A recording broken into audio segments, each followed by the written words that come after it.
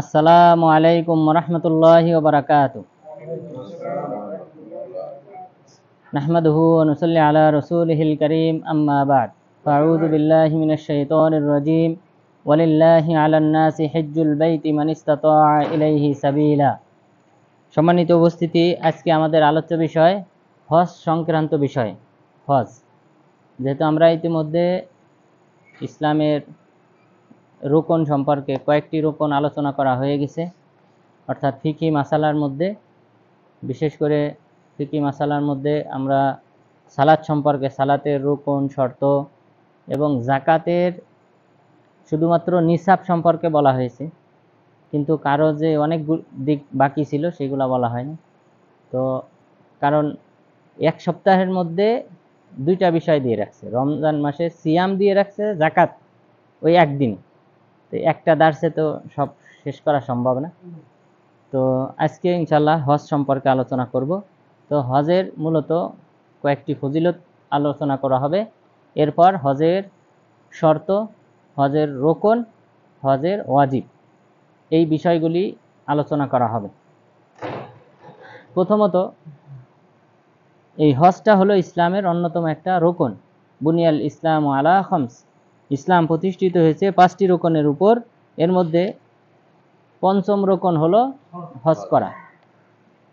তো এই হজ সম্পর্কে, হজের ফজিলত সম্পর্কে বেশ কয়েকটি ফজিলত বর্ণিত হয়েছে। তার মধ্যে অন্যতম হলো যে এই হজ যদি কোনো ব্যক্তি করে তাহলে তার ঠিকানা হলো জান্নাত। এটা হলো সবচেয়ে বড় ফজিলত, যে ওই ব্যক্তির ঠিকানা জান্নাত। রাসূল সাল্লাল্লাহু আলাইহি ওয়াসাল্লাম বলেছেন, আল উমরা ইলাল উমরা কাফারাতুন লিমা বাইনাহুমা ওয়াল হজ্জুল মাবরুর লাইসা লাহু জাযা ইল্লাল জান্নাহ। যে এক উমরা থেকে নিয়ে আরেক উমরার মাঝে যদি কোনো পাপ হয়, আল্লাহ তাআলা সেটা ক্ষমা করে দেন। আপনি রমজান মাসে উমরা করেছেন, আবার এই মাসে উমরা করলেন, এই কয় মাসের মাঝে যে সগীরা গুনাহ হয়েছে এগুলি আল্লাহ তাআলা ক্ষমা করে দেবেন। এটা হলো উমরা এবং হজের ফজিলত। এরপরে বললেন, ওয়াল হজ্জুল মাবরুর লাইসা লাহু জাযা ইল্লাল জান্নাহ, আর কবুল হজের একমাত্র প্রতিদান হলো জান্নাত। তো যাদের হজ কবুল হবে, আল্লাহ তাআলা তাদেরকে জান্নাত প্রদান করবে। তো এটা আমাদের জীবনে একবার মাত্র ফরজ করা হয়েছে, অর্থাৎ এমন না যে প্রতি বছরেই এটা করতে হবে, প্রতিদিন করতে হবে, নামাজের মতো, এরকম না। বরং এটা বছরে নয়, বরং জীবনে মাত্র একবার ফরজ করা হয়েছে। এরপর কারো যদি সাধ্য থাকে সে অতিরিক্ত করতে পারে, কিন্তু জীবনে একবার এটা হলো ফরজ। সুতরাং এটা আমাদের সবাই প্রচেষ্টা করতে হবে, বিশেষ করে প্রবাসী ভাইরা সবাই চেষ্টা করবেন এখানে থাকতে হজটা করার। কারণ দেশে গেলে এখন আপনারা জানেন খরচ কিন্তু অনেক বেড়ে গেছে। তো সেই হিসেবে এখান থেকে যদি তাসরিনিও করেন তাও কিন্তু দেশের তুলনায় অনেক কম। তো সেই হিসেবে সবাই চেষ্টা করবেন হজটা কমপক্ষে সৌদি আরব থেকে যাওয়ার পূর্বে হজটা করে যাওয়ার, কারণ এই বিরাট ফজিলত ইনশাল্লাহ সবাই অর্জন করতে পারবেন। তো সুতরাং সবাই চেষ্টা করবেন এই হজ করার।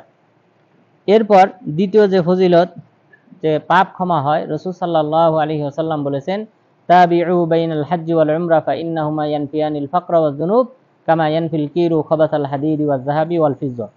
তোমরা হজ এবং উমরা করো, হজ এবং উমরা বেশি বেশি করে করো, কেননা হজ এবং উমরা বেশি বেশি করলে এর মাধ্যমে পাপ এবং দারিদ্রতা ওইভাবে বিমোচন হয় যেভাবে হাফরের মাধ্যমে লোহা, স্বর্ণ এবং রূপের খাদ বের করা হয়।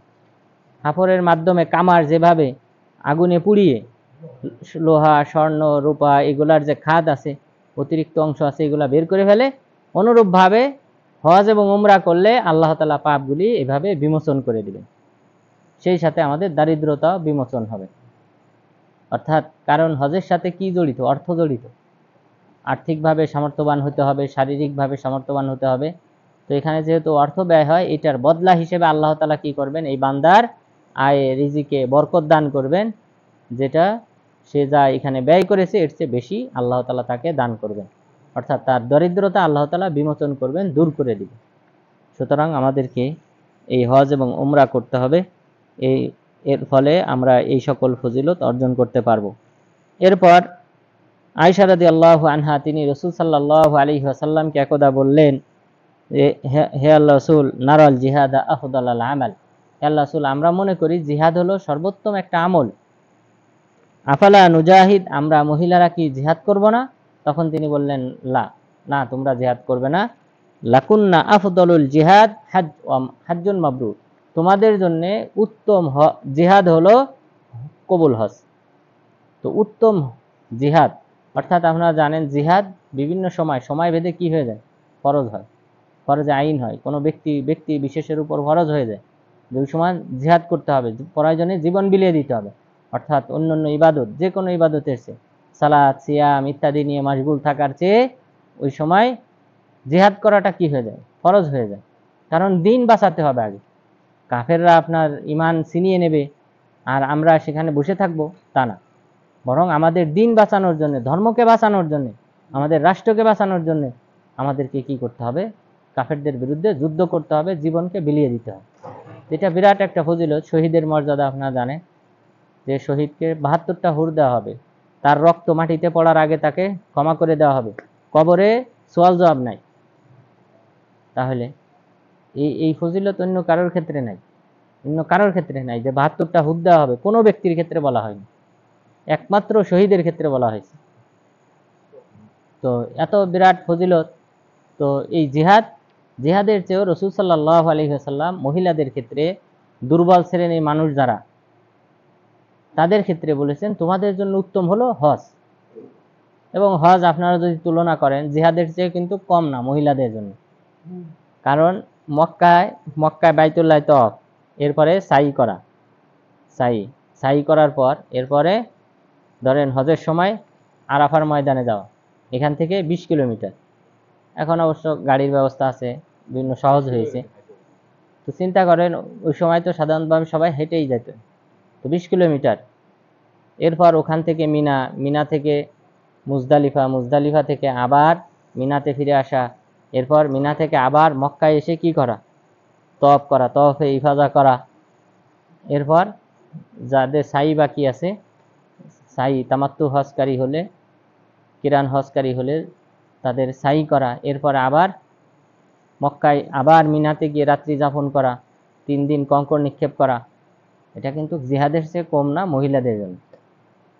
তো সুতরাং রাসূল সাল্লাল্লাহু আলাইহি ওয়াসাল্লাম দুর্বল শ্রেণীর মানুষদেরকে, যেই কোনো ব্যক্তি দুর্বল তাদেরকেই কিন্তু তিনি পরামর্শ দিয়েছেন যে যারা জিহাদ করতে ভয় পায় তাদেরকে বলেছেন হজ উমরা করতে। একজন ব্যক্তি আসলেন, আসার পর বললেন হে আল্লাহ রাসূল, ইন্নী জাবান ওয়া যাঈফ, আমি কাপুরুষ, অর্থাৎ যুদ্ধের ময়দানে আমার হাত পা কাঁপা শুরু হয়, এরপর আমি দুর্বল শ্রেণীর মানুষ, আমি এখন আমার জন্য কি পরামর্শ দেন?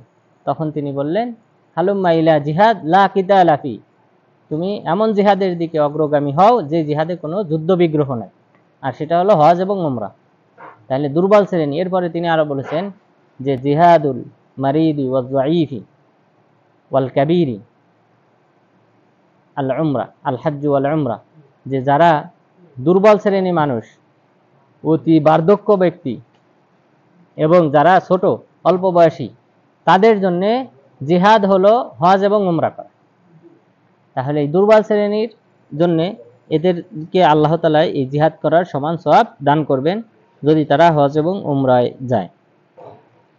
এরপর রাসূল সাল্লাল্লাহু আলাইহি ওয়াসাল্লামকে জিজ্ঞাসা করা হয়েছিল যে কোন আমল উত্তম।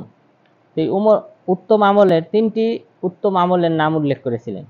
প্রথমটা হলো আল ঈমান বিল্লাহ, আল্লাহর প্রতি ঈমান আনয়ন করা। এটা তো শর্ত, ইসলামে প্রবেশের প্রথম শর্ত, এটা ছাড়া তো সে মুসলিমই না। এরপরে 2 নম্বরে বললেন যে আল জিহাদ, আল্লাহর রাস্তায় জিহাদ করা, এটা হলো সর্বোত্তম আমল।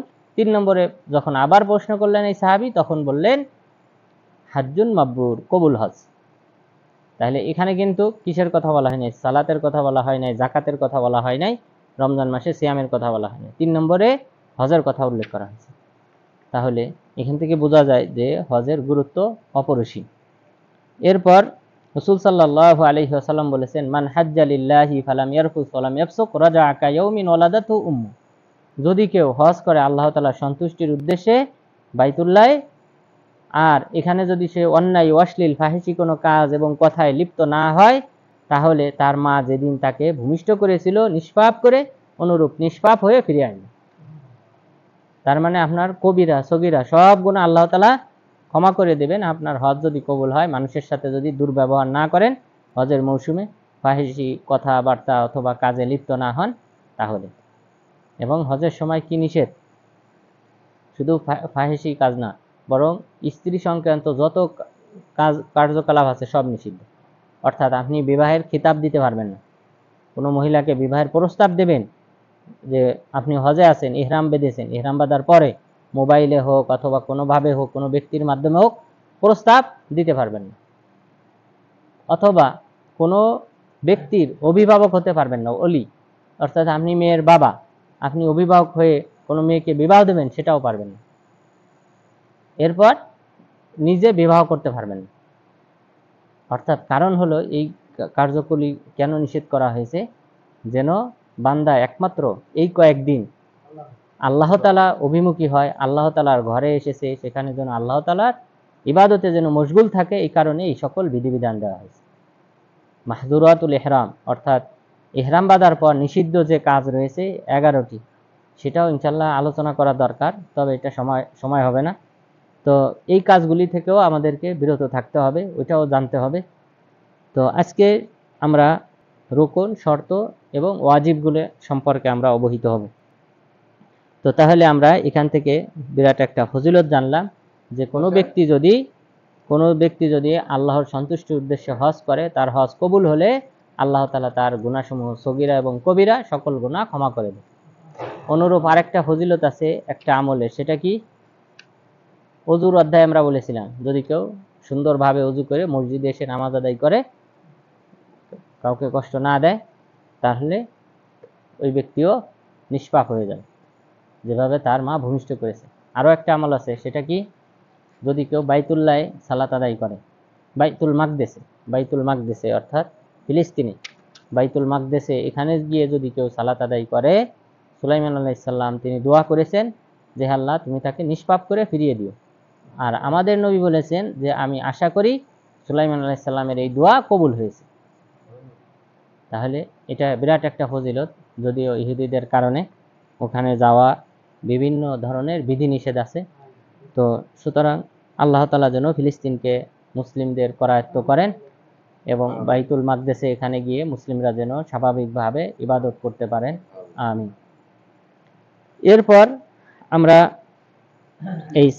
এই হজ্জের যে রোকন রয়েছে, রোকনের পূর্বে শর্ত যেহেতু ওই হজটা শুরু হওয়ার আগে এই কাজগুলি কি করতে হয়? অবশ্যই করতে হবে। শর্ত বলা হয় যেটা অত্যাবশ্যকীয় কাজ, কিন্তু ওই ইবাদতের বাহিরে পূর্বে প্রস্তুতি স্বরূপ, সেটাকে শর্ত বলা হয়। আর এই হজের শর্ত মোট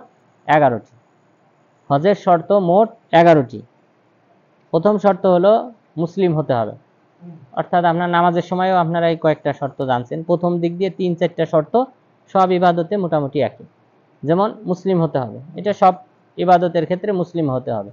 ওমাই ইয়াবতাগি গায়রাল ইসলামি দীনা ফালা ইউকবালা মিনহু, ইসলাম ছাড়া অন্য কোনো ধর্মের কোনো প্রকার ইবাদত কোনো কিছু আল্লাহ তাআলা কবুল করবেন না। তো মুসলিম হতে হবে। 2 নাম্বার হলো বালেগ হতে হবে। বালেগ মানে প্রাপ্তবয়স্ক। হজ যদি ছোট শিশু করে তাহলে তার হজ হবে, অর্থাৎ সে যে হজটা করতেছে সে হজের শর্ত রোকন সব যদি ঠিক থাকে তার হজ হবে, কিন্তু সওয়াব পাবে মা বাবা, কিন্তু এই হজটা তার যথেষ্ট হবে না। বালেগ হওয়ার পর তার উপর যে ফরজ হজ রয়ে গেছে সেটা তার উপর থেকেই যাবে। তাহলে 2 নম্বর শর্ত বালেগ হইতে হবে। ছোট শিশু যদি হজ করে, খসামিয়া গোত্রের এক মহিলা, তিনি রাসূল সাল্লাল্লাহু আলাইহি ওয়াসাল্লামের সাথে হজের মৌসুমে সাক্ষাৎ করলেন। সাক্ষাৎ করার পর তার কোলের বাচ্চাকে তুলে ধরে বললেন, হে আল্লাহর রাসূল, আলি হাযা হজ, এই বাচ্চার কি হজ আছে? তখন তিনি বললেন, নাম ওয়ালাকি আজর, কিন্তু সওয়াব হবে তোমার। অর্থাৎ মা বাবা এদের আমল নামায় কি হবে? এই সওয়াবটা লেখা হবে, যেহেতু তার উপর কি হয় নাই, ফরজ হয়নি। ইবাদত ফরজ হয় বালেগ হওয়ার পর। বালেগ আমরা বলেছিলাম কয়টা আলামত রয়েছে? 3টি। কি কি বলেন? এটা অনেকবার বলা হয়েছে যেন আপনাদের মুখস্থ হয়ে যায়। হ্যাঁ, 15 বছর একটা, তারপর এটা লাস্টে, এটা হলো লাস্টে। তারপর হায়েজ যদি হয় মেয়েদের, আর ছেলেদের স্বপ্নদোষ, ছেলেদের স্বপ্নদোষ, এটা একটা আলামত। তারপর দুইটা হইল, হ্যাঁ, গুপ্তাঙ্গের পশম গজানো, এই তিনটা আলামত হলো বালেগ হওয়ার চিনার আলামত। তাহলে বালেগ হতে হবে। এরপর 3 নম্বর শর্ত হলো আকেল হতে হবে, বিবেকবান, অর্থাৎ তার জ্ঞান থাকতে হবে। যদি সে পাগল হয়, মাজনুন হয়, তাহলে তার এই আমল কবুল হবে না। সে যদি হজ করে, হজ কবুল হবে না। কারণ পাগলের উপর কি নাই, রুফি আল কলাম ও আনসালাস, 3 শ্রেণীর ব্যক্তি থেকে আল্লাহ তাআলা কলম তুলে নিয়েছেন।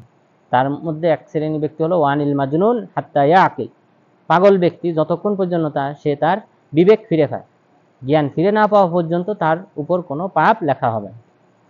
এটা আল্লাহ তাআলার পক্ষ থেকে একটা রহমত। কারণ পাগল অবস্থায় মানুষ কিন্তু কি করে, যা মন চায় তাই করে, অন্যায় কাজ আরো বেশি করে। কিন্তু যেহেতু তার হিতাহিত বিবেক নাই, তো এই বিবেক না থাকার কারণে আল্লাহ তাআলা তাকে পাকড়াও করবেন না, তাকে মাফ করে দেওয়া হয়েছে। তো আকেল, বিবেকবান হতে হবে। 4 নম্বর হলো হুর, স্বাধীন হতে হবে, স্বাধীন ব্যক্তি হতে হবে। কিন্তু সালাতের ক্ষেত্রে কি না, স্বাধীন হওয়া শর্ত না, কিন্তু এখানে এই শর্তটা অতিরিক্ত যুক্ত হয়েছে। এই স্বাধীন হতে হবে। পরাধীন ব্যক্তি হলে, দাস শ্রেণীর ব্যক্তি হলে, তাহলে তার উপর তার হজ কবুল হবে না। হজ কবুল হবে, কিন্তু তার যে মনিব আছে, মালিক, সেই মালিকের কি হবে, সওয়াব হবে। কিন্তু পরবর্তীতে সে যদি কখনো স্বাধীন হয়, মনিব যদি তাকে স্বাধীন করে দেয়, অথবা সে যদি মনিবের সাথে চুক্তি করে অর্থের বিনিময়ে অর্থ পরিশোধ করে স্বাধীন হয়ে যায়, যে কোনো মূল্যে স্বাধীন হলে তাকে পুনরায় তার উপর হজ ফরজ থেকে যাবে, তাকে পরবর্তীতে হজ করতে হবে। এরপর 5 নাম্বার হলো কাদিরান, সামর্থ্যবান হতে হবে, শারীরিক এবং আর্থিক দুই দিক থেকে। যে কারো শারীরিক সামর্থ্য আছে, আর্থিক সামর্থ্য নেই, এর উপর হজ ফরজ না। আর্থিক সামর্থ্য বলতে কতটুক পরিমাণ, যতটুক পরিমাণ সে তার হজের উদ্দেশ্যে সফর করলে, সফর থেকে আবার ফিরে যাওয়া পর্যন্ত যে কয়দিন সে মক্কায় থাকবে, মক্কা মদিনায় থাকবে, এই কয়দিনের মধ্যে তার পরিবারের যে ভরণ পোষণের প্রয়োজন, সেই ভরণ পোষণের সামর্থ্য যদি থাকে, আর এইখানে যাতায়াত যে খরচ, এখানে থাকা খাওয়ার যে খরচ, এই খরচটা বহন করার মতো সামর্থ্য থাকলে তার উপর হজ ফরজ। তাহলে বোঝা যায় অধিকাংশ ব্যক্তির উপর ফরজ, অধিকাংশ ব্যক্তির উপর হজ ফরজ। অর্থাৎ যাদের শুধুমাত্র এই যাওয়া আসার খরচ, থাকা খাওয়ার খরচ, আর তাদের যে ফ্যামিলি আছে, এই ফ্যামিলির যে কয়দিন তিনি অনুপস্থিত থাকবেন, এই কয়দিনের খাবারের ব্যবস্থাপনা থাকলেই তার উপর হজ ফরজ। আর যদি এর চেয়ে এরকম সামর্থ্য না থাকে, তাহলে তার উপর হজ ফরজ না। তাহলে সেই দৃষ্টিকোণ থেকে যদি আমরা দেখি, এখানে অধিকাংশ ব্যক্তির উপর হজ ফরজ। আর এই সামর্থ্য হওয়াটা, এটা জাকাতের মতো নিসাব না, যে এতটুক 85 গ্রাম সমপরিমাণ স্বর্ণের মূল্য হলে, এই জাতীয় কোনো নিসাব নেই। এখানে আপনার এই যেটুক বললাম, এই পরিমাণ সামর্থ্য থাকলে যাওয়া আসার খরচ, ফ্যামিলিদের মেনটেন করার খরচ, এটা থাকলেই তার উপর হজ ফরজ। এরপর এটা গেল আর্থিকভাবে। শারীরিকভাবে যদি অক্ষম হয়, কিন্তু তার আর্থিক সামর্থ্য আছে, তখন সে কি করবে, বাদিল পাঠাবে, তার পরিবর্তে কোনো এক ব্যক্তিকে পাঠাবে বদল হজ হিসেবে। যেহেতু তার আর্থিক সামর্থ্য আছে, সে কোনো এক ব্যক্তি, যে ব্যক্তি আগে হজ করেছে, এমন একজন ব্যক্তিকে সে খরচ দিয়ে কি করবে, পাঠাবে, মক্কায় পাঠাবে, তার যাবতীয় খরচ সে বহন করবে, তাহলে তার হজ কবুল হবে। তাহলে তার সে নিজে হজ করলে যে সব, সেই সব সে পেয়ে যাবে। এরপর 6 নম্বর শর্ত, কোনো মহিলা যদি হয়, মহিলাদের ক্ষেত্রে এই শর্তটা যুক্ত, সেটা হলো মহিলার ক্ষেত্রে অতিরিক্ত একটা শর্ত যুক্ত হবে, সেটা হলো তার সাথে মাহরাম থাকতে হবে। মাহরাম বলতে যেমন মূল উসুলের মধ্যে বাবা, দাদা, নানা, এরা হলেন কি, মহিলার ক্ষেত্রে এরা হলো মাহরাম, অর্থাৎ যাদের সাথে বিবাহ বন্ধন হারাম চিরস্থায়ীভাবে, তো এরা হলো মাহরাম। তো এই মাহরাম থাকতে হবে। এরপর ফুরু মানে শাখা পোশাখা, তার যদি ছেলে থাকে, তাহলে তার ছেলে বা তার ছেলের ছেলে, এরকম যারা যত নিচে যাবে, আর বাবা, দাদা, এর উপরে যত যাবে, তারা সবাই মাহরাম। নানা, এরপর নানার উপরে যত যাবে, নানার বাবা, এভাবে উপরে যত যাবে তত সবাই মাহরাম। তাহলে ছেলে, ছেলের ছেলে, এরাও মাহরাম। এরপরে হাওয়াসি। হাওয়াসি বলতে ভাই, তার যদি ভাই থাকে তাহলে সে ওই ভাইকে নিয়েও হজ করতে পারবে। ভাই অথবা ভাইয়ের ছেলে তারা যদি থাকে তাহলে তাদেরকে নিয়েও হজ করতে পারবে। এরপর চাচা, চাচা যদি থাকে তাহলে চাচা তার জন্য মাহারাম, চাচার সাথে চিরস্থায়ীভাবে বিবাহ বন্ধন হারাম। তো চাচা এই ভাতিজিকে নিয়ে কি করতে পারবে? হজ করতে আসতে পারবে। তাহলে ভাতিজি তার মাহারাম এটা। এরপরে তার মামা, এর মামা অর্থাৎ মেয়ের এই মহিলার মামা যদি থাকে তাহলে মামা ও মাহারাম, মামাকে নিয়েও কি করতে পারবে? হজ করতে আসতে পারবে। এরপর ভাগ্নে, ভাগ্নে বলতে তার বোনের, এই মেয়ের বোনের ছেলে ভাগ্নে, অর্থাৎ তাহলে ওই ছেলের কি হয়? খালা। তাহলে যদি ভাগ্নে থাকে এই ভাগ্নেরাও মাহরাম, এদেরকে নিয়েও কি করতে পারবে? হজে আসতে পারবে। তাহলে এই কয় শ্রেণীর ব্যক্তি এরা হলো মহিলার জন্য মাহরাম। তো এদেরকে কাউকে নিয়ে তিনি কি করতে পারবেন? হজে আসতে পারবেন। এদের কেউ যদি সাথে না থাকে, কেউ যদি না থাকে তাহলে তার উপর হজ ফরজ না, এই মহিলার উপর হজ ফরজ না। তাহলে তার আর্থিক সামর্থ্য থাকলেও, শারীরিক সামর্থ্য থাকলেও কিন্তু মাহরাম নাই, অর্থাৎ এই যে কয় শ্রেণীর কথা বললাম এরা কেউ জীবিত নাই, তাহলে তার উপর হজ ফরজ না। এখন প্রশ্ন হলো যদি কেউ হজ করে, প্রশ্ন হলো যদি কোনো মহিলা, কারণ এটাই করে আমাদের দেশের মুআল্লিমরা কি করে, কোনো মহিলার যদি এরকম কেউ না থাকে মুআল্লিমরা কি করে? নিয়ে আসে, তবুও নিয়ে আসে, বলে যে মহিলারা গ্রুপ আছে, এই গ্রুপের সাথে আপনি থাকবেন, সমস্যা কি আপনার? এইভাবে ওরা কি করে? নিয়ে আসে। তো এইভাবে যদি নিয়ে আসে তাহলে হুকুম হলো এই মহিলার হজ হয়ে যাবে, হজ হয়ে যাবে, কিন্তু সে মাহরাম ছাড়া যে সফর করেছে এই জন্য সে কবিরা গুনাহকারী। এই মহিলা কবিরা গুনাহকারী মাহরাম ছাড়া সফর করার কারণে।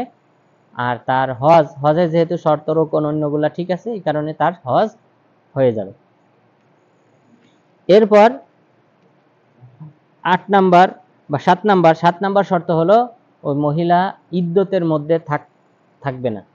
এটা কিছু আলেম বলেছেন, অর্থাৎ 4 মাযহাবের সবাই একমত না এটার উপর। কোন মাযহাবের কোন আলেম বলেছেন যে এই মহিলা ইদ্যত পালন করা অবস্থায় থাকবে না। ইদ্যত বলতে যেমন ধরেন যদি মহিলার স্বামী মারা যায় তাহলে 4 মাস 10 দিন কি করতে হয়? ইদ্যত পালন করতে হয়। 4 মাস 10 দিন ইদ্যত পালন করতে হয়, অর্থাৎ ভালো দামি পোশাক ইত্যাদি না পরিধান করে, তারপর স্বর্ণ অলংকার ইত্যাদি ব্যবহার না করে, সেন্ট আতর এই জাতীয় ইত্যাদি থেকে দূরে থাকতে হয় এই কয়দিন, স্বামী মারা যাওয়ার পর 4 মাস 10 দিন পর্যন্ত। তো এই সময়ের মাঝে কি করতে পারবে না? তিনি হজ করতে পারবেন না। এটা কিছু আলেম, সবাই একমত এই শর্তটা। এই কারণে আপনারা ধরতেও পারেন, নাও ধরতে পারেন, যেহেতু এটা বিশেষ কিছু আলেমগণ বলেছেন। কারণ তার উপর যেহেতু ইদ্যত পালন করাও আবশ্যক, তো সফর করলে, দলের সাথে সফর করলে তাহলে তার ওইভাবে দুঃখ প্রকাশ হলো না স্বামীর জন্য। তো এই কারণে আলেমগণ এটা তারা গবেষণা করে বলেছেন। তো ইদ্যত পালন অথবা তালাকের ইদ্যত হতে পারে, যে স্বামী 3 তালাক দিয়ে দিয়েছে, 3 তালাকের পরে নিয়ম হলো 3 মাস পর্যন্ত কি করতে হয়? ইদ্যত পালন করতে হয়। তো ইদ্যত পালন এটা দেওয়া হয়েছে ইসলামে, কারণ যদি কোনো কারণে সন্তান গর্ভে থেকে থাকে তাহলে এটা প্রকাশ পাবে, এই হিসেবে 3 মাস কি করা হয়েছে? 3 মাস ইদ্যত পালন করবে। তো এই ইদ্যত পালন করা অবস্থায়, এই অবস্থাতেও কিছু কিছু আলেমগণ বলেছেন যে সে এই অবস্থায় থাকতে পারবে না, এই অবস্থায় থাকলে তার হজ হবে না। এটা কিছু কিছু আলেমের মত। এরপর 8 নাম্বার শর্ত হলো দুখুলুল ওয়াক্ত, সময় হতে হবে। অর্থাৎ আল হাজ্জু আশহুরুম মালুমাত, মহান রব্বুল আলামিন বলেছেন হজের নির্ধারিত সময় রয়েছে, নির্ধারিত মাস রয়েছে 3টি মাস, অর্থাৎ শাওয়াল, যুলকাদা, যুলহিজ্জা। এই 3 মাসের মধ্যে কি হইতে হবে? হজ, এই সময় হইতে হবে। এখন বাংলাদেশ থেকে যদি কেউ সফর করে হজের নিয়তে শাওয়াল মাসের পূর্বে, রমজান মাসে, তাহলে তার হজ হবে না, কারণ হজের সময় কি হয় না, এখনো শুরু হয়নি। এরপর আল মাকান আল মুখাসসাস, মাকান স্থান, নির্ধারিত স্থানে গিয়ে কি করতে হবে? হজ করতে হবে। এটা হলো বাইতুল্লাহ এবং যে সকল স্থান উল্লেখ করা হয়েছে, বাইতুল্লাহ, এরপর আরাফা, মিনা, মুজদালিফা, এই কয় স্থানে কি করতে হয়? হজ করতে হয়। কেউ যদি এই নির্দিষ্ট স্থানের বাহিরে গিয়ে হজ করে, এই কার্যক্রমগুলি করে, তাহলে কি হবে না? তার হজ হবে না। যেমন অনেকে মাজারে কি করে? তওয়াফ করে, মাজারে তওয়াফ করে। তারপর কারবালা, শিয়ারা কারবালা কি করে? তওয়াফ করে। বরং আরাফার দিন তারা ওখানে অবস্থান করলে 70,000 হজ করার সমান সওয়াব দেওয়া। শুধু আরাফার রাত যদি কেউ ওখানে অবস্থান করে, তাহলে তারাও কেন এখানে বাইতুল্লাহ আসবে? এখানে যদি এত বেশি সওয়াব পাওয়া যায়, তাহলে এখানে কেন আসবে? তো এই জাতীয় মিথ্যা হাদিস বানিয়ে তারা তাদের সাধারণ মানুষদেরকে বোকা বানিয়ে তারা কি করে? তারা এই ধর্মীয় ব্যবসাটা করে। তো এই স্থান কি হতে হবে? বাইতুল্লাহ হতে হবে এবং নির্দিষ্ট যে স্থানগুলির কথা কোরআন এবং হাদিস উল্লেখ করা হয়েছে সেখানে হতে হবে। এরপর 10 নম্বর শর্ত হলো আল ইখলাস, একনিষ্ঠতার সাথে আল্লাহ তাআলা সন্তুষ্টির উদ্দেশ্যে কি করতে হবে? এই হজটা করতে হবে। লোক দেখানোর জন্য যদি কেউ করে, এটা আল্লাহর দরবারে কবুল হবে না। তাহলে ইখলাস থাকতে হবে। এরপর 11 নম্বর হলো আল মুতাবা, এটা রাসূল সাল্লাল্লাহু আলাইহি ওয়াসাল্লামের তরিকা অনুযায়ী হতে হবে। লিতাখুযু আন্নী মানাসিকাকুম, তোমরা আমার কাছ থেকে হজের মাসালা শিখে নাও, কেননা ইন লাআল্লি লা আলকি মাআকুম বাদা হাজ্জি হাযা, যে আমি আশঙ্কা করি যে এই হজের পরে আর তোমাদের সাথে আমার সাক্ষাৎ হবে না। এবং তাই হয়েছে। রাসূল সাল্লাল্লাহু আলাইহি ওয়াসাল্লাম হজ করে আসার পর 81 দিন পর মারা গেছেন। অর্থাৎ আপনারা দেখেন যে হজের পরে তারপরে হলো মুহররম, সফর, রবিউল আউয়াল, রবিউল আউয়ালে তিনি মারা গেছেন। 12ই রবিউল আউয়ালে, তাও রবিউল আউয়ালের শুরুর দিকে বা মিডিলের দিকে। তো 12ই রবিউল আউয়ালে মারা গেছেন। তা জিলহজ মাস থেকে 12ই রবিউল আউয়াল পর্যন্ত হিসাব করলে এখানে মাত্র 81 দিন পরে রাসূল সাল্লাল্লাহু আলাইহি সাল্লাম মারা গেছেন। তো তিনি বলেছেন, আমি মারা যাওয়ার আগে তোমরা হজের মাসালা আমার কাছ থেকে শিক্ষা করো। সুতরাং রাসূল সাল্লাল্লাহু আলাইহি ওয়াসাল্লামের তরিকার বাহিরে কোনো ব্যক্তির দেখানো তরিকা অনুযায়ী যদি হজ করা হয়, সেই হজ কবুল হবে না। তাহলে এই হলো মোট 11টি শর্ত। তো এই 11টি শর্ত আপনারা অন্য কোনো কিতাবে এইভাবে পাবেন না, যে 11টা কেউ উল্লেখ করে না। এখানে আমি কয়েকটা বই নিয়ে আসছি আজকে, এই কয়েকটা বই ছিল, তো আপনারা নেবেন, পড়বেন। তো এখানে মনে হয় সম্ভবত 6টা শর্ত উল্লেখ করেছে। তো যাই হোক, তবু আপনারা এখান থেকে উপকার পাবেন। এখানে মোটামুটি একটা ধারণা দেওয়া হয়েছে এই কিতাবে। তো এখানে আমরা জানলাম যে হজের মোট 11টি শর্ত রয়েছে। এরপর হজের রোকন, এখানে দলিল আছে, প্রত্যেকটা শর্তের দলিল আছে। তো এগুলো বলতে গেলে অনেক সময় লেগে যাবে, আমাদের বাকি আলোচনা সম্পূর্ণ হবে না। তো এরপর আমাদের হজের যে রোকন রয়েছে, হজের রোকন 4টি, হজের রোকন হলো 4টি, আর উমরার রোকন 3টি। উমরার রোকন 3টি আর হজের রোকন হলো 4টি, মাত্র একটা বেশি। অর্থাৎ রোকনের ক্ষেত্রে কিন্তু খুব একটা বেশি লম্বা আলোচনা নেই। তো এই রোকনের মধ্যে প্রথম রোকন হলো আল ইহরাম। ইহরাম মানে আল্লাহুম্মা লাব্বাইক উমরা, আমরা যে এটা পাঠ করি, এই পাঠ করাটা, এটা হলো রোকন। তো এটা খেয়াল করবেন।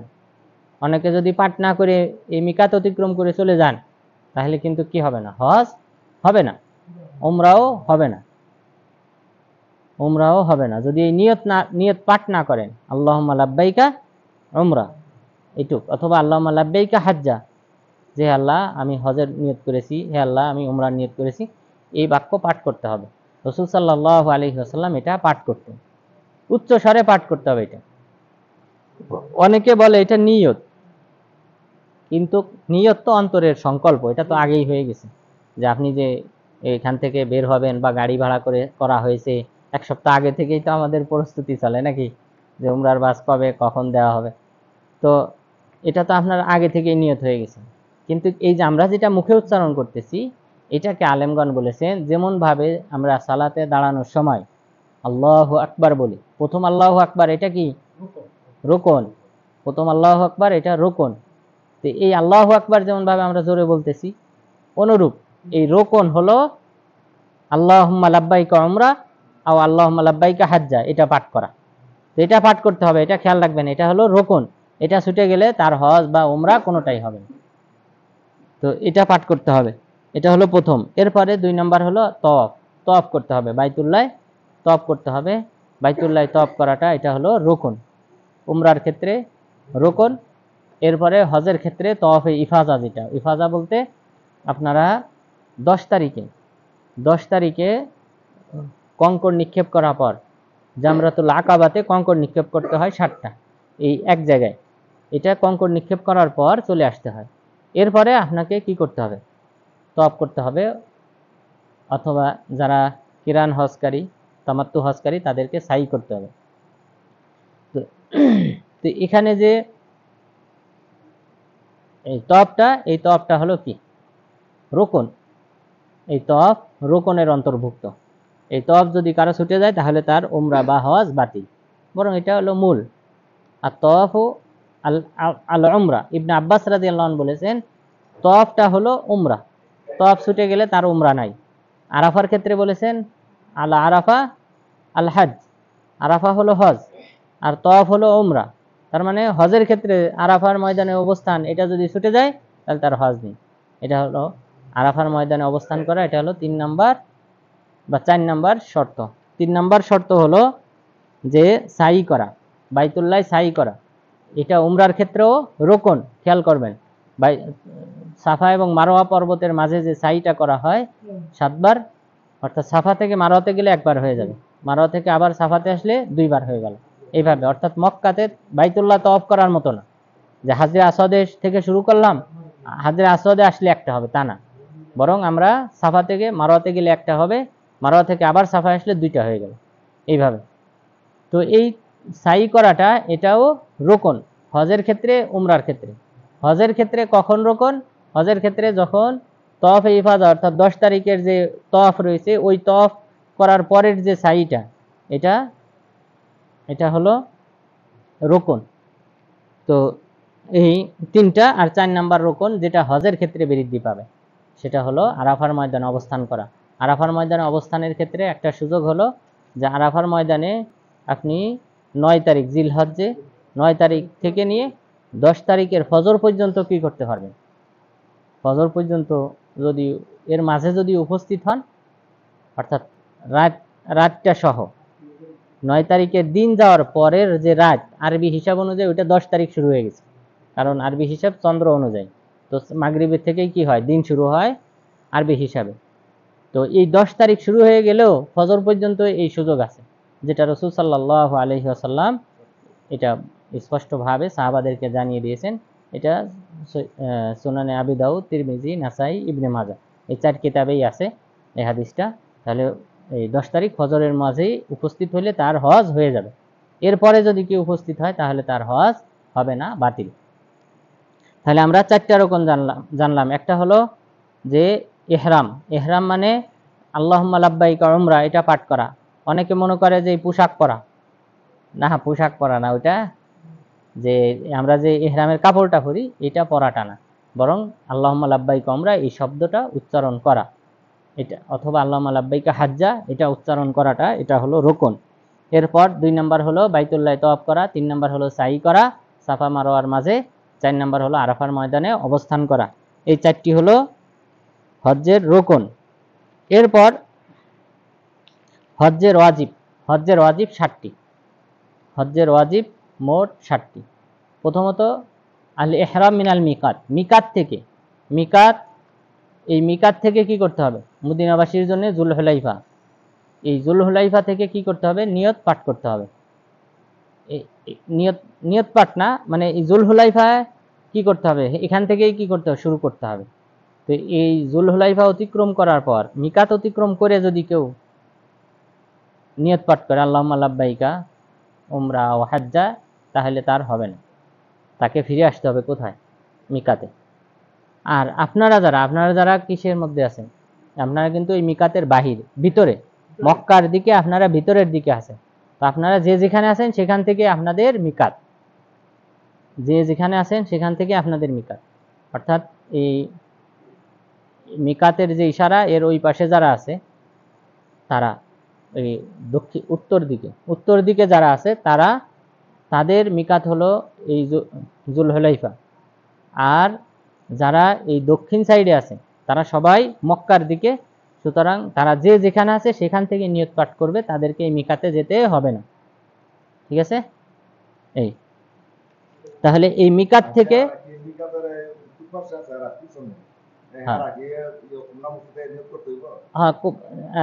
এই বরাবর যারা আছে, মনে করেন মিকাতে বরাবর যারা ওই দক্ষিণ সাইডে পড়ে, দক্ষিণ সাইড, ওটা পূর্ব হইতে পারে, পূর্ব দক্ষিণ হইতে পারে, তারপর পশ্চিম হইতে পারে।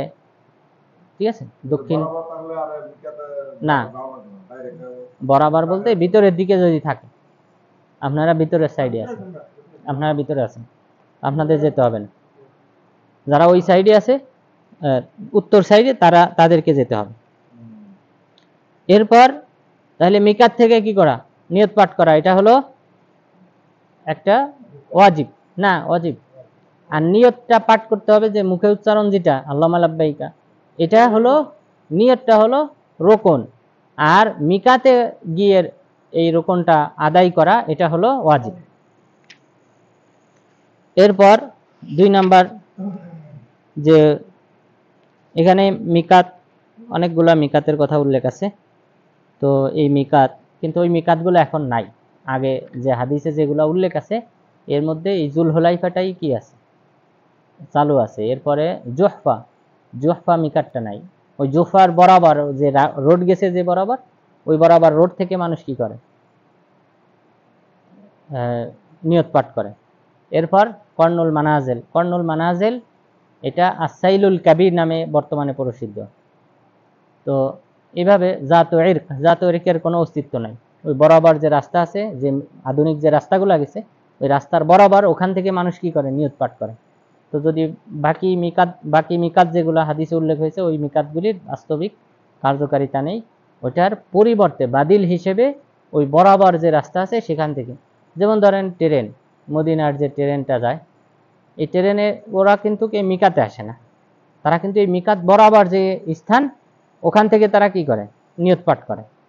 তো তারা কিন্তু মিকাতে আসার প্রয়োজন হয় না, এই বরাবর। অনুরূপ এই রোডগুলা যেভাবে গেছে, সরকারি রোডগুলা, বড় রোডগুলা, সেই অনুযায়ী মিকাতগুলাও কি হয়ে গেছে? ওই বরাবর স্থানকে নির্ধারণ করা হয়েছে। শুধুমাত্র এই জুলহুলাইফা এটা এখনো কার্যকর রয়েছে। এরপর আমাদের 2 নাম্বার যে শর্ত, চুল হালাক করা। তাহলে চুল হালাক করা, এটা কিন্তু উমরাতেও আছে, চুল হালাক করা। তাহলে উমরার ওয়াজিব কয়টা? 2টি। একটা হলো মিকাত থেকে কি করা? নিয়ত পাঠ করা, রুকুনটা আদায় করা। আর হলো চুল হালাক করা, মুন্ডন করা। এটা ওয়াজিবের অন্তর্ভুক্ত। তো যদি কেউ চুল হালাক না করে, কি করবে? একটা পশু জবাই করবে, একটা ছাগল জুম্বা জবাই করবে, অথবা 3 দিন কি করবে? সহজ বিধান তো আছেই নাকি? 3 দিন সিয়াম পালন করবে। 1 মিনিট 3 দিন কি করবে? সিয়াম পালন করবে, অথবা 6 জন মিসকিনকে খাবার খাবে। ঠিক আছে? ওয়াজিবের হুকুম জানা হইলো। তাহলে এই ওয়াজিব যেগুলো আলোচনা করতেছি, এটা যদি ছুটে যায়, তখন কি করবেন? একটা ছাগল জবাই করবেন। ঠিক আছে? কিন্তু এটা কারা হকদার? মক্কাবাসী। মক্কাতে যদি বন্ধু থাকে, তাকে ফোন করে বলে দিবেন যে আপনি জবাই করে দেন, আপনার টাকা পাঠিয়ে দিতেছি অ্যাকাউন্টে। ওখানে কি হবে? মক্কাবাসীর হক। এরপরে আপনি 6 জন মিসকিনকে খাবার খাওয়াইতে হবে। অথবা আপনি যদি 3 দিন সিয়াম পালন করেন, তাহলেও এই ওয়াজিব আদায় হয়ে যাবে, আপনি পূর্ণ উমরা করার সমান সওয়াব পাবেন। তাহলে চুল হালাক করা, মুন্ডন করা। এরপর 3 নাম্বার আমাদের যে ওয়াজিব, সেটা হলো আরাফার ময়দানে অবস্থান করতে হবে সূর্য ডোবা পর্যন্ত। যারা দিনে পৌঁছাবে, আরাফার ময়দানে যারা দিনে পৌঁছাবে, তারা সূর্য ডোবা পর্যন্ত অপেক্ষা করবে। এই সূর্য ডোবা পর্যন্ত অপেক্ষা করাটা, এটা হলো ওয়াজিব। অর্থাৎ কেউ যদি সূর্য ডোবা পর্যন্ত অপেক্ষা করে নাই, দিনের বেলায় গেছে, তো দেখা যায় আসরের পরে সে কি করছে? চলে আসছে, সন্ধ্যা হওয়ার আগে, সূর্য ডোবার আগেই চলে আসছে, তাহলে তার রোকন আদায় হয়েছে, কিন্তু ওয়াজিব ছুটে গেছে। কারণ ওয়াজিব হলো সন্ধ্যা ডোবা পর্যন্ত কি করা? সূর্য ডোবা পর্যন্ত অপেক্ষা করা। কিন্তু যদি কেউ রাতে পৌঁছায়, তাহলে তার এই বিধান না। তাহলে সে রাতে যে কোনো সময় কিছুক্ষণ অবস্থান করে চলে আসলেই হবে। রাতে যদি পৌঁছায় অর্থাৎ মাগরিবের পরে, সূর্য ডোবার পরে যদি পৌঁছায় আরাফার ময়দানে, কিছুক্ষণ থেকে চলে আসলেই হবে। আর দিনে পৌঁছাইলে তাহলে তাদেরকে সূর্য ডোবা পর্যন্ত অপেক্ষা করতে হবে। হাদিসে বলা হয়েছে ফালাম ইয়াজাল ওয়াকিফা হাত্তা গরাবাতিশ শামস, রাসূল সাল্লাল্লাহু আলাইহি ওয়াসাল্লাম আরাফার ময়দানে ততক্ষণ পর্যন্ত অপেক্ষায় ছিলেন, অবস্থান করেছিলেন যতক্ষণ পর্যন্ত না সূর্য ডোবে, ওয়াজাহাবাতিস সুফরা কলিলা, এবং হলুদ বর্ণ কিছুটা দূর হওয়ার পর তারপর সে আরাফার ময়দান থেকে বের হয়েছে। এরপর 4 নম্বর ওয়াজিব হলো মুজদালিফায় অবস্থান করা, রাত্রি যাপন করা।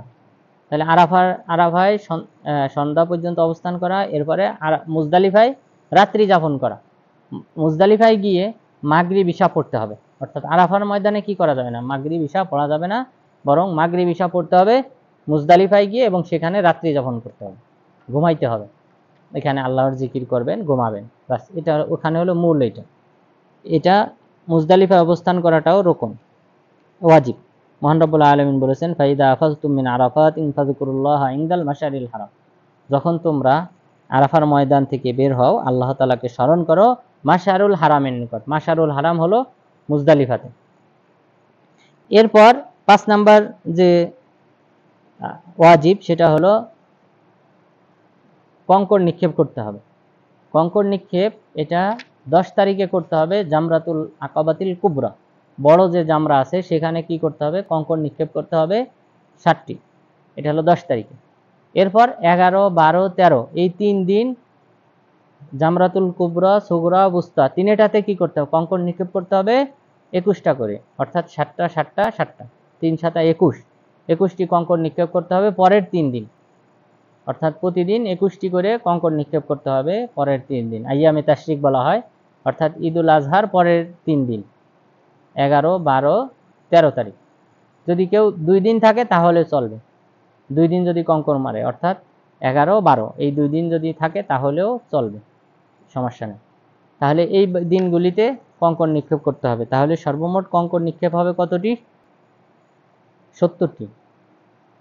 3 7 21, 21 21 3 21 কত হয়, 63, 3 21 63, আর হলো কত 7। প্রথম দিন 10 তারিখে কয়টা, 7টি, 70টি। তাহলে 70টি হলো, যদি কেউ পূর্ণভাবে আইয়ামে তাশরিক 3 দিন, অর্থাৎ 10 তারিখের পরে 3 দিন যদি পূর্ণ অবস্থান করে তাহলে তার হবে কতটি, 63টি, 70টি। আর যদি কেউ আইয়ামে তাশরিকের 3 নম্বর দিন না থাকে তাহলে তার 21টি কম হবে। কত হবে তাহলে, 21টা বাদ দিলে 70 থেকে 49, তাহলে 49টা।